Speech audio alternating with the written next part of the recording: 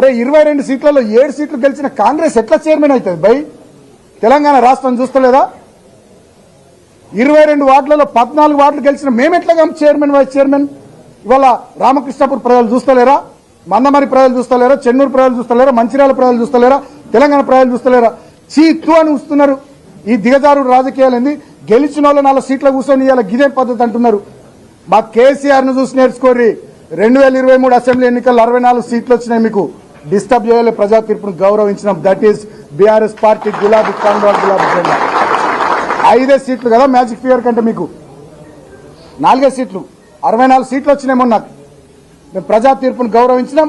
మా sir immediate గా ప్రగతి భవన్ నుంచి వెళ్లిపోయింది ప్రజా తీర్పును గౌరవించి. అట్లా హుందాగుండాలి రాజకీయాల్లో. నేను కూడా మొన్న ఓడిపోయిన తర్వాత చెన్నూరు అసెంబ్లీ నియోజకవర్గంలో మేము కూడా హుందాగున్నాం. ప్రజలు వాళ్ళకి అవకాశం ఇచ్చారు, కొన్ని రోజులు సమయం ఇద్దామని చెప్పి మేము కూడా హుందాగున్నాం. మీలాగా ఈ చిల్లర రాజకీయాలు చేయలే.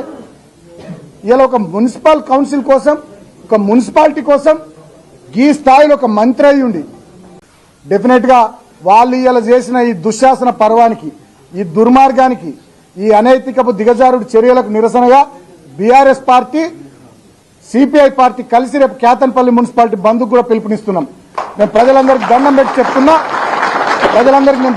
చెప్తున్నా, రేపు కేతన్పల్లి మున్సిపాలిటీలో సంపూర్ణంగా బంద్ పాటించి కాంగ్రెస్ పార్టీ, ముఖ్యంగా మంత్రి వాళ్ళ కొడుకు ఎంపీ వాళ్ళు చేసినటువంటి ఈ దుర్మార్గపు దిగజారుడు పనులకు తగిన రీతిలో నిరసన చెప్పాల్సిందిగా, బంద్ను పూర్తి స్థాయిలో విజయవంతం చేయాల్సిందిగా కేతన్పల్లి మున్సిపాలిటీ ప్రజలకు కూడా నేను పేరు పేరున విజ్ఞప్తి చేస్తా ఉన్నా.